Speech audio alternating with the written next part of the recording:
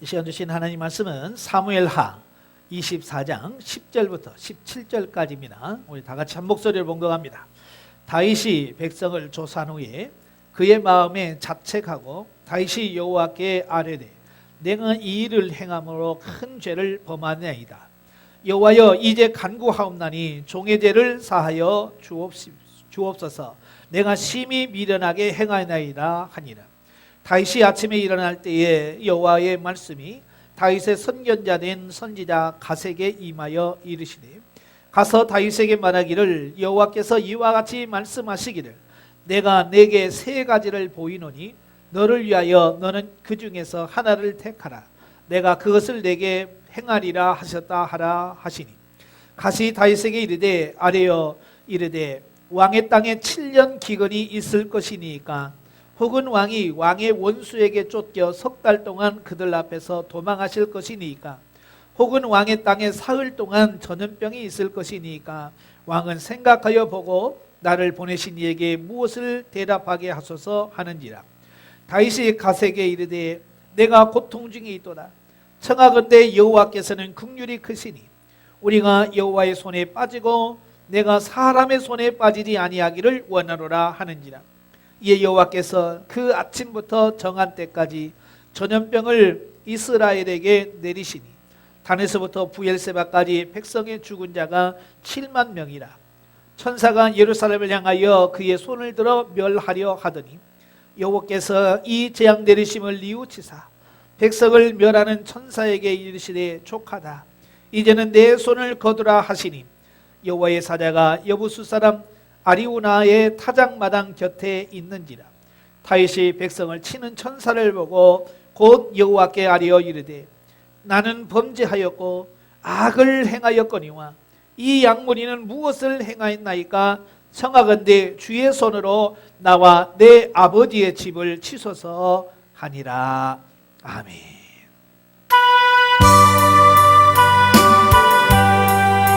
찬송가 305장 나 같은 죄인 살리신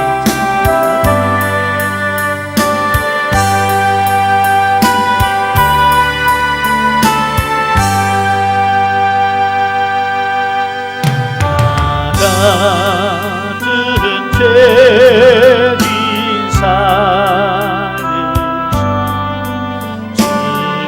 지금의 넌 나와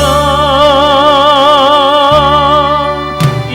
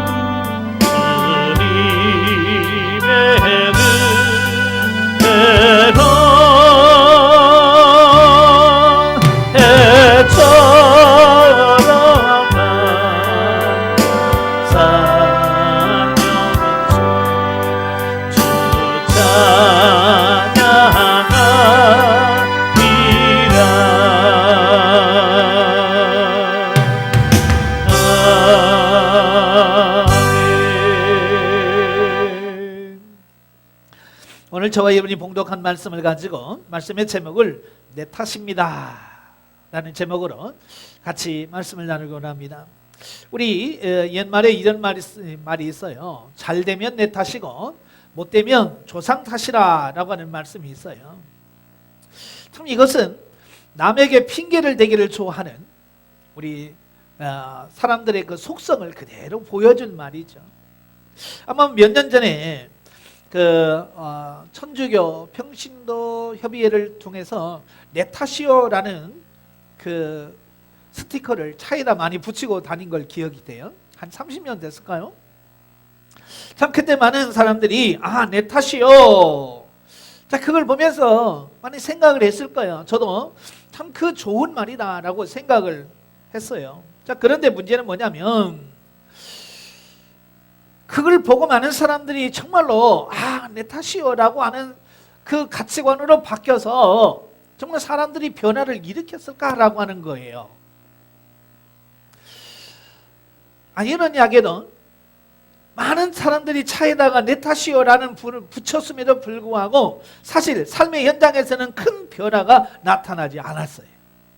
왜냐하면 그 말을 듣고 내 탓, 모든 문제가 나에게서 출발한다라고 하는 가치관으로 바뀌어져야 되는데 사람들은 뭘 말하냐면 그 내 탓이요라고 하는 말을 나를 향해서 붙인 말씀이 아니라 다른 사람들에게 붙여진 말이라 그 말이에요. 이게 무슨 말이냐면 어느 부모가 있는데요. 남편이 내 탓이요라는 이 스티커가 너무 좋은 거예요. 그래서 스티커를 얻어다가 집에 벽에다가 딱 붙여놨습니다. 그러다가 어느 날 부부가 서로 이제 싸우게 되죠. 이제 부부 싸움을 하게 돼요.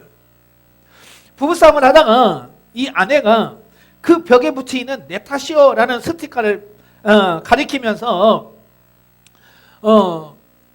저거 안 보여요 라고 했단 말이에요. 예? 내 탓이요라는 스티커를 붙인 남편에게 저거 글자가 안 보이냐, 저거 붙인 거 안 보이냐. 그러니까 남편이 하는 말이 가관이죠. 그건 나보라고 붙인 게 아니고 당신 보라고 붙여놓은 거야 라고 했다는 거예요.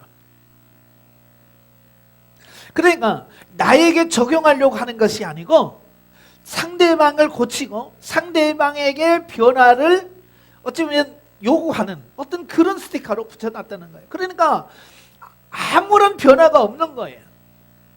내 탓이요, 나 때문입니다.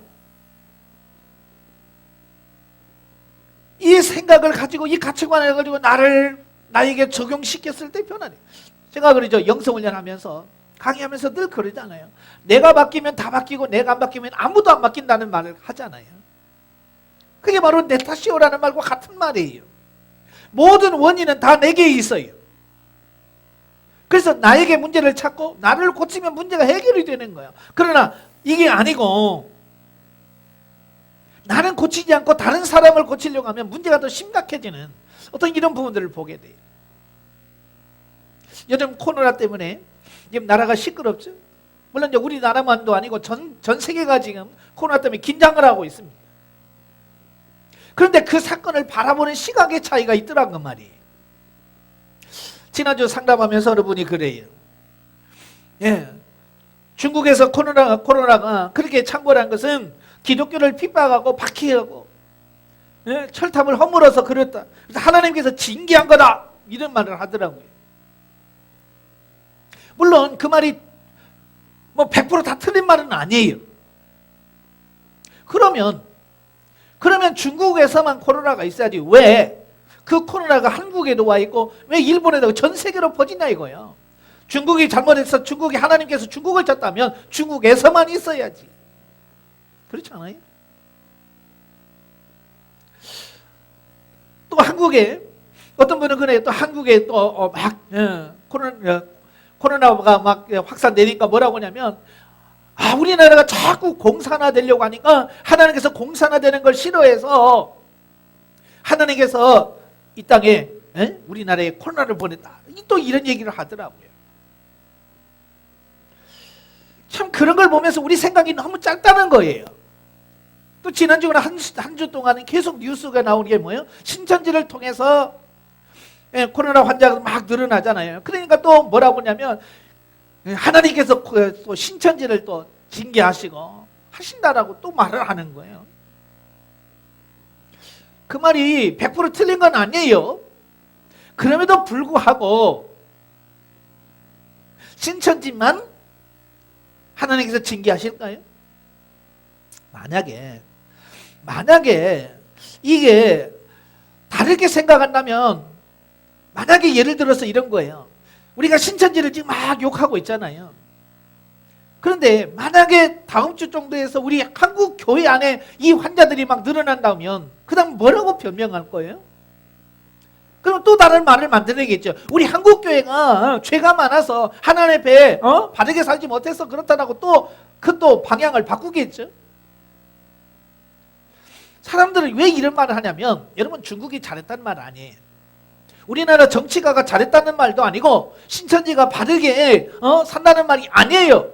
물론 그들이 잘못한 건 사실이에요. 그러나 그것을 어떤 편협한 어떤 사고 속에 집어넣어서 그것 때문이라고 나와는 아무 상관이 없는 사건으로 치부해버리는 게 문제라, 그 말이.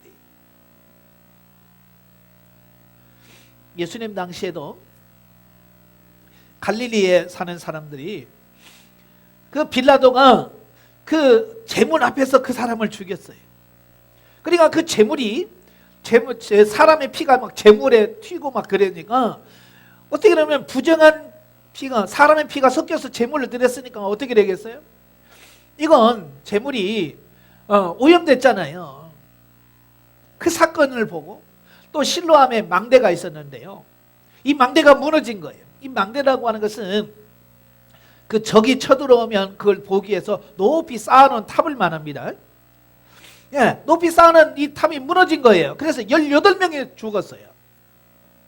그때 많은 사람들이 뭐라고 생각했냐면, 저들이 죄를 많이 지어가지고, 저들이 많은 죄를 지어가지고 저렇게 망하는 거야. 저렇게 하나님의 저주로 죽은 거야 라고 손가락질하는 거야. 그때 예수님께서 그 얘기를 하시는 거예요. 야, 그들이 너희보다 죄가 많아서가 아니다. 예, 너희보다 죄가 많아서가 아니라 그걸 통해서 너희들에게 깨달도록 하려고 하시는 하나님의 메시지가 있는 거다. 너희도 회개하지 않으면 그렇게 된다라고 말하고 있는 거예요. 이게 무슨 말이냐면, 사람들은 나는 아주 깨끗하고 나는 정직하고 나는 바르고 하나님의 사랑을 듬뿍 받은 사람이고, 그렇지 않은 저 사람들은 다 나쁜 사람들인 거예요. 그러니까 모든 탓을, 잘못되고 안 되어지는 것은 다 상대방에게 떠넘겨버리는 거예요. 만약에 우리 한국 교회에 만약에 코로나가 발생을 하면 그 다음 뭐라고 변명할 거예요? 또 그렇게 말한 사람이 자기 자신이 코로나에 걸리면 뭐라고 말하겠어요? 또 핑계를 대겠죠. 누구 때문이라고. 우리는 어떤 이런 사건들을 바라보면서 어떤 편협한 어떤 그런 생각을 가지고 접근하지 말아요. 많은 사람들은 인과응보라고 하는 어떤 그런 사고와 가치관에 꽉 매여가지고요, 더 이상 하나님의 시각, 하나님께서 뭘 말씀하시려고 하시는지도 제대로 바라보지 못하는 그런 우를 범할 수 있다는 거예요. 그래서 시대를 볼 수 있는 눈, 이 시대를 바라볼 수 있는 영적 눈이 있어야 이 시대의 현상과 환경들을 바라보면서 내 자신에게 그걸 적용해서 아버지 내 탓입니다, 다 내 문제입니다 라고 하나님 앞에 통곡할 수 있는 삶이 되어야 해요. 그게 진정한 회개고 진정한 변화를 가져오는 거예요. 우리나라에 87년도에 IMF가 왔죠. IMF 터지면서 많은 사람들이 그때 당시 대통령을 원망하고 불평하고, 물론 대통령이 잘했다는 말은 아니에요. 많은 경제인들이 타락하고, 사실입니다. 그 많은 사람들이 그 경제인들을 막 욕하면서 그래요. 그런데 어느 날 제가 기도를 합니다. 하나님 앞에, 주님, 이 나라가 이렇게 IMF를 통해서 심각한 고민에 어려움이 있는데 하나님, 이거 정말 누구 탓입니까? 라고 주님 앞에 기도했을 때 너 때문이다 라고 말씀해요. 사실 저는 개척교회 아니라고 경제에 경제에 내가 해를 끼치는 게 뭐 있어요? 난 아무것도 안 했단 말이에요. 근데 하나님께서는 나 때문이라는 거예요. 내가 하나 바로 서지 못해서, 너 하나 바로 서지 못해서 이 나라가 IMF가 왔다는 거예요. 처음에는 그게 이해가 안 됐어요. 왜 나는, 왜 대통령이 잘못해서 그렇지? 그런데 그 하나님의 음성을 듣고 조용히 묵상하는 가정 속에 정말 나라와 민족을 위해서 내가 기도하지 못하고, 내가 하나님의 바로 서지 못했고, 그런 걸 바라보면서 정말 여기 안에서 회개가 나오더라. 그래서 제가 설교하면서도 IMF는 저 때문에 왔습니다, 이런 고백을 드렸어요. 만약에 우리 전 국민이 똑같은 마음으로 나 때문입니다 라고 전부 다 제 가운데 앉아서 회개한다면 이 나라의 회복은 빨리 올 거예요. 그러나 아직도 손가락질 하면서 너 때문이야, 내 탓이라고 한다면 글쎄요, 이 고난이 굉장히 길어질 것 같은 느낌을 받습니다. 자, 요즘에 제가 식사를 하면서 유튜브를 보는데요, 거기서 이 세상에 나쁜 개는 없다 그 프로를 이렇게 봐요. 볼 때마다 느끼는 게 있어요. 그 강여궁이라고 하는 그 개통령이라고 하지, 그분을 이렇게 불러서 그 자기 문제, 그 개 문제를 해결하는 그런 사건을 보게 되어지는데요, 전부 다 그 사람들이 뭐라고 하냐면, 아, 우리 집 개가 문제예요. 예, 우리 집 개가 문제요라고 전부 말하는 거예요. 그지? 그래서 우리 개 좀 말려줘요, 우리 개 좀 어떻게 바꿔주세요 라는 말을 합니다. 그런데 문제는 와서 보면 그 강형욱이라고 하는 그 개통령이 이렇게 보고서 딱 문제를 지적하지, 대부분 거의 다가 개 문제라고 보지 않아요. 그 개의 주인, 보호자의 문제라는 거예요. 다시 말하면 그 보호자의 잘못된 행동, 보호자의 잘못된 어떤 것들이 그 개에게 영향을 미쳐서 그런 개로 만들었다는 거예요. 그러니까 결국 솔루션이 뭐냐면 전부 다 주인을 바꾸는 거예요. 주인의 태도를 바꾸고, 주인의 말을 바꾸고, 주인의 뭘 바꾸는 거예요. 그러니까 주인이 바뀌니까 개가 바뀌는 거예요. 희한하잖아요. 분명히 그 사람들은 뭐라고 그랬어요? 우리 집은 개가 문제예요, 얘는 물어요, 막 짖어요 라고 말하는데, 결국 솔루션은 뭐냐? 사람 주인이 바뀌는 거야. 신기한 것은 뭐냐? 주인이 바뀌니까 개가 바뀌더라는 말이에요. 이걸 보면서 오늘날도 마찬가지예요. 이 나라를 바라보면서 야, 왜 네가 문제야 라고, 에? 우리는 정치를 바라보면서 네가 문제야. 아, 우리 해봤잖아요.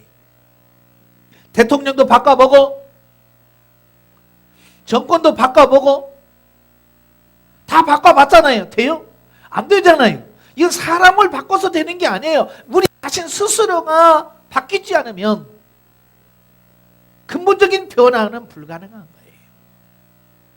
영성을 해도 마찬가지예요. 영성을 해서 누구를 바꾸려고 시도하면 안 돼. 영성은 뭐냐? 나 자신을 바꾸는 거야. 내가 예수님을 닮아가는 거고, 내 자신을 변화시켜서 예수님처럼 사는 거예요. 그런데 문제는 뭐냐? 내가 바뀌니까 다 바뀌더라고 말이에요. 근데 내가 안 바뀌면 아무도 안 바뀐다는 거예요. 이걸 수없이 알려줘도 이걸 귀담아 듣고 사는 사람이 없는 거예요.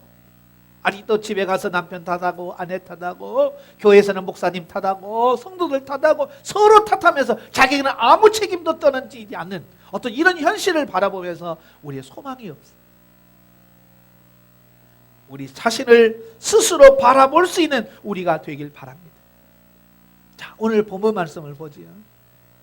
오늘 본문 말씀은 그 다윗의 일생 중에서 크게 실수한 게 있어요. 뭐 작은 것도 많이 있겠지만 작은 것보다 성경에 기록된 큰 실수 두 가지가 있어요. 첫째는 뭐냐?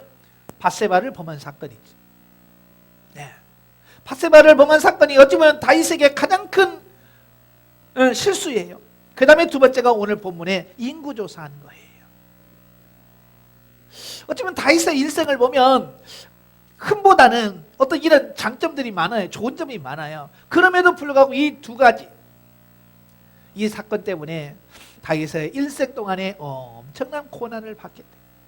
밧세바 사건을 통해서 집안의 칼이 끊이지 않고 계속 집안 싸움이 일어나게 되고, 또 오늘 인구조사를 통해서는 7만 명이나 죽는 엄청난 재앙을 받게 돼요. 이렇게 한 사람의 실수함을 통해서 그 결과가 이렇게 엄청나다는 사실을 우리가 보게 돼요. 자, 오늘 보면은 다윗이 이제 거의 말년 임종을 앞둔 어떤 시점 노년에 일어난 일이에요. 그러니까 다윗을 보면 다윗은 가는 곳마다 형통하는 어떤 그런 은혜를 받았어요. 특별히 전쟁에서는요, 백전백승이에요. 사람의 숫자 관계없어요. 아무리 적이 많아도 다윗이 나가면 이겨. 그러니까 다윗의 입장에서 보면 교만할 수 있겠지. 왜냐하면 내가 조금만 정말 전쟁에 나가면 그냥 이기니까. 그래서 이 다윗이 무슨 생각을 하게 되냐면, 내가 힘이 얼마나 있지? 내 힘이 얼마나 세나? 이것을 점검하고 싶은 욕구가 생긴 거예요. 왜? 전쟁에만 나가면 이기니까. 도대체 우리나라 군인이 얼마고 전쟁에 나가는 어떤 이런 싸움에 나갈 수 있는 용사들이 얼마나 많은가. 이걸 점검해보고 싶은 거예요. 예, 우리 사람들도 그러잖아요. 내 힘이 얼마나 되는지 점검해보고 싶은 거잖아요. 그죠? 이 다윗도 그런 거예요. 그래서 군대 장관인 요압에게 명령을 내립니다. 인구조사를 다 해봐라. 여기서 인구조사라고 하는 것은 뭐예요? 예, 전쟁에 나갈 수 있는 사람의 숫자를 파악하라는 거예요. 왜? 이 숫자를 정확하게 파악을 해야 뭐예요? 이게 자기가 잘 이 나라를 전쟁을 해서 잘 이길 수 있는 어떤 그런 생각이 있기 때문에 군인들은요, 이 숫자에 굉장히 예민합니다. 뭘 하든지 제일 먼저 하는 게 뭐냐면 인원 파악이에요. 인원 파악. 저도 군대 생활할 때 그냥 모이면 줄 맞춰서 번호 몇 번까 몇 명, 항상 나오는 게 몇 명. 인구, 이 숫자를 세는 게 굉장히 중요하고, 왜? 숫자가 그만큼 군인에게 중요한 거예요. 물론 현대전에서는 숫자보다도 이제 무기가 얼마나 좋은 무기를 가졌느냐, 뭐 이런 부분이 많이 중요하겠지만, 예전에는 다 뭐요? 사람의 힘으로 하는 거잖아요. 활 쏘지, 칼로 하지, 창 던지지, 다 사람으로 하니까 이 사람의 수는 굉장히 중요한 거예요. 그래서 이 인원 파악을 한다는 것은 굉장히 중요한 거예요. 그래서 다윗이 인구조사를 하라고 했는데, 문제는 뭐냐면 인구조사 할 수 있지요. 왜? 그래야 바르게 이끌 수 있고 정책도 세우고 작전도 세울 수 있는 거 아니에요? 그죠? 그런데 문제는 뭐냐면 다윗이 왜 하필이면 그때에 인구조사를 했느냐는 거예요. 그리고 그 인구조사를 한 의도가 뭐냐는 거예요. 솔직히 이 전쟁에 나가서 전쟁을 하기 위한 인구조사가 아니라는 거예요. 왜냐하면 그 전에도 숫자 세는 거 수없이 했을 거 아니에요. 근데 하나님은 아무 말도 안 하셨어요. 근데 왜 하필이면 여기서 말씀하시냐 그 말이에요. 이건 뭐냐면 다윗이 하나님을 전적으로 의지하기보다는 자기 힘을 과시하고 자기 힘을 드러내기 위한 어떤 그런 과정으로 인구조사를 했기 때문에 그런 거예요. 쉽게 말하면 하나님을 전적으로 의지하냐고 하나님을 높이는 것이 아니라 자기를 드러내려고 하는 거예요. 비슷한 예가 어디 나오냐면 히스기야에서가 나와요. 히스기야를 보면 나와요. 히스기야 왕이 병에 걸렸죠. 그래서 하나님의 은혜로 기도해서 나았습니다. 그때 바벨론에서 사신을 보내요. 그 사신을 보냈을 때에 히스기야가 그 사신들에게 보여준 게 뭐예요? 국고성에 수많은 재물, 병거성에 있는 많은 무기들과 이런 걸 다 보여줬어요. 왜? 자기를 과시하려고 하는 거야. 우리 이만큼 있어, 우리 이만큼이나 가지고 있는 충분한 능력 있어라고 하는 것을 그들에게 과시할 목적으로 보여준 거예요. 그러니까 하나님께서 그 히스기야의 그 본심, 하나님이 지켜주시고 하나님이 고쳐주시는 대로 하나님의 영광을 드러내냐고 자기를 드러냈다는 말이에요. 그래서 하나님께서 뭐라고 그래요? 네가 보여준 거 다 바벨론으로 끌고 갈 거다. 그 말씀하셨잖아요. 오늘 다윗도 마찬가지예요.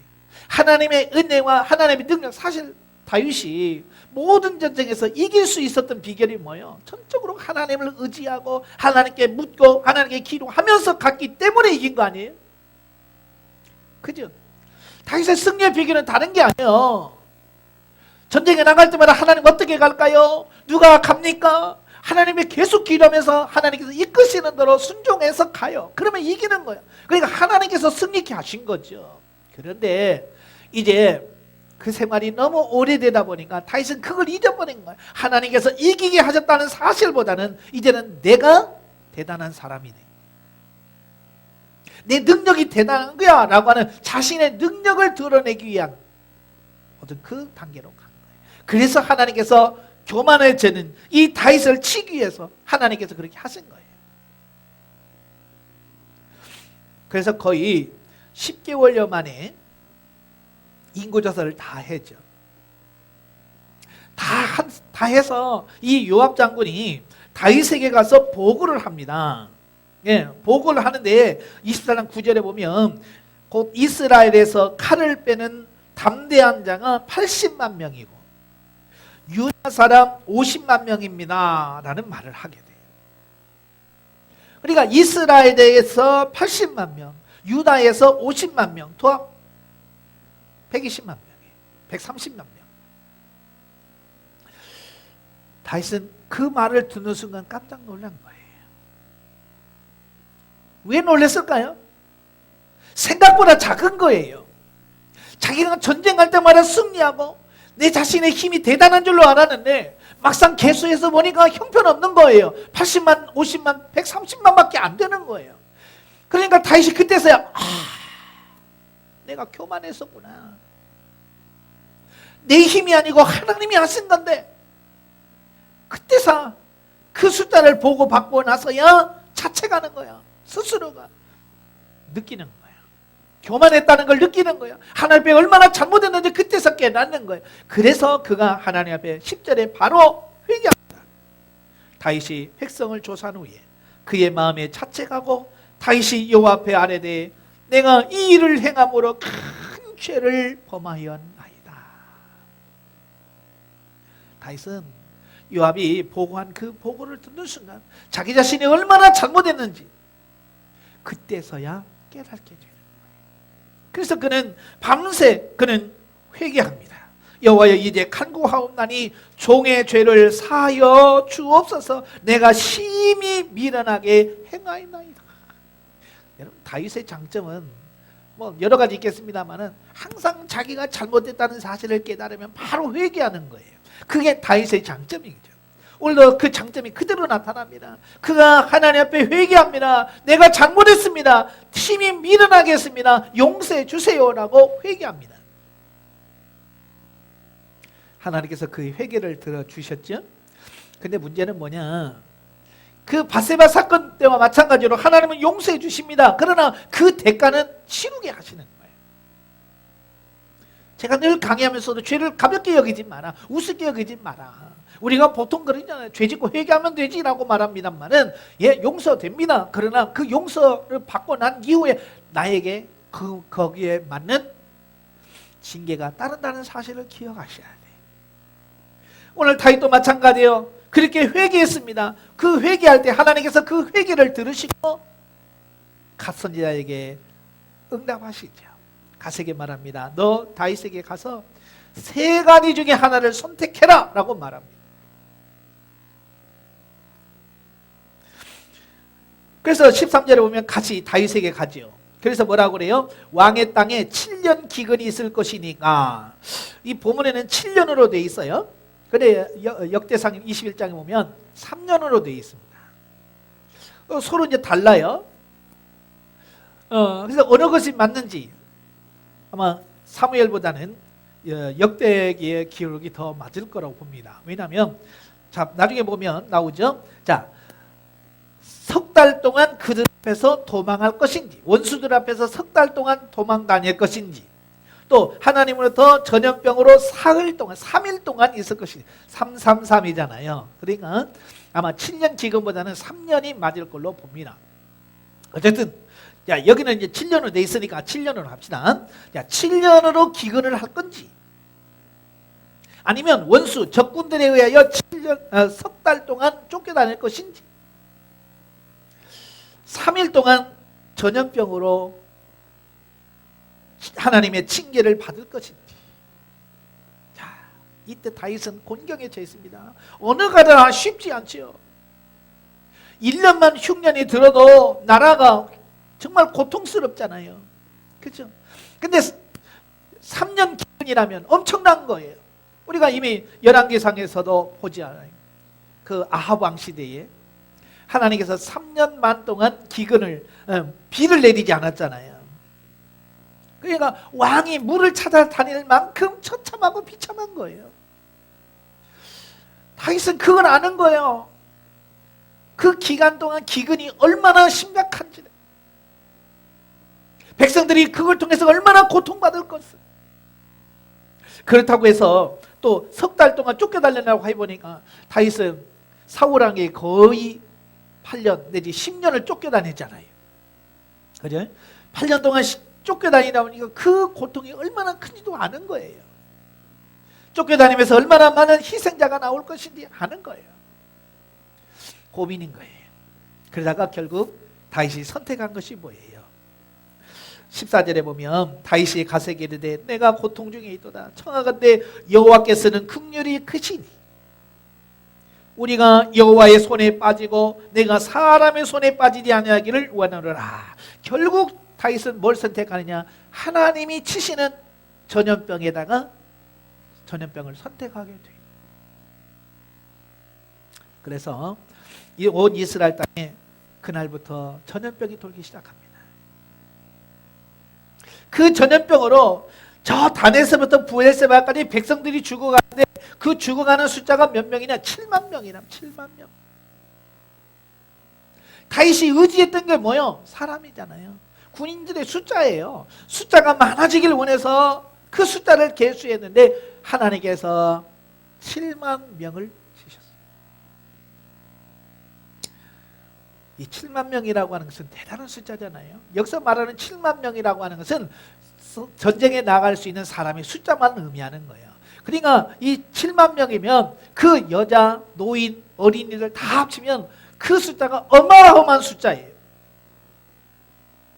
성경에서는 단 7만 명으로 되어 있지만 여자나 아이나 이런 사람은 숫자에 들어가지도 않아요. 그러니까 숫자에 들어가는 숫자가 더 많을 거예요. 그러니까 얼마나 많은 사람이 죽었는지 아시겠죠.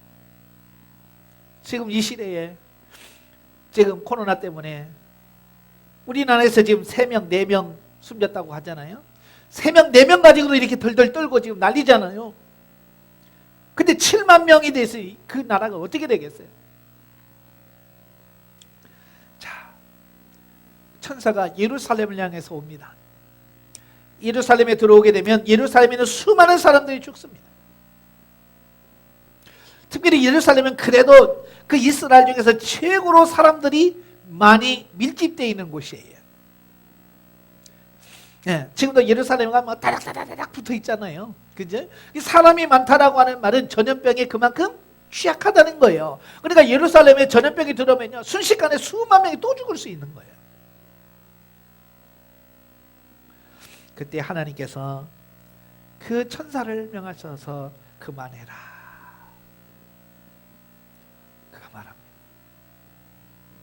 근데 그 멈춰 있는 천사를 누가 보냐? 다윗이 보는 거예요. 다윗이 그 천사를 바라보면서 여호와 앞에 엎드려서 그가 뭐라고 고백합니까? 나는 범죄하였고 악을 행하였거니와 이 양머리는 무엇을 행하였나이까? 청하건대 주의 손으로 나와 내 아버지 집을 치소서.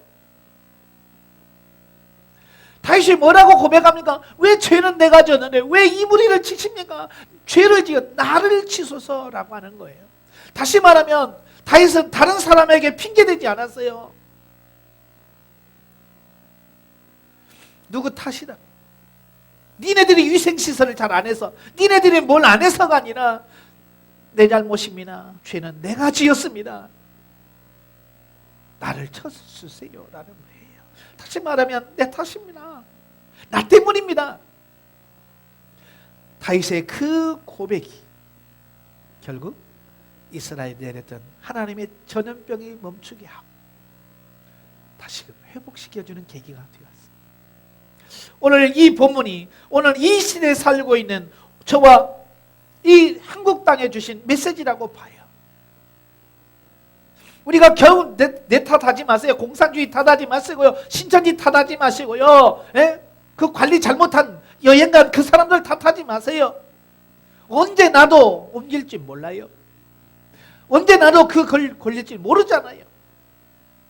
그래서 우리가 할 수 있는 것은 뭐예요? 오늘 다윗이 하나님 앞에서 나 때문입니다. 내 죄 때문입니다. 내 탓입니다. 나를 치소서. 나와 내 아버지 집을 치소서라고 하는 그 고백이 우리 믿는 신앙인들이 하나님의 엎드려서 할 수 있는 기도예요. 우리는 치지 말고 저 신천지나 치세요. 그 말이 아니라 바로 오늘 저와 여러분들이 내 탓입니다. 다 나로 인해서 생겨진 겁니다 라고 하는 고백과 함께 철저하게 회개할 때에 하나님께서 이 땅에 있는 전염병을 그치게 하시고 이 나라를 회복시켜 주실 줄로 믿습니다. 기도하겠습니다.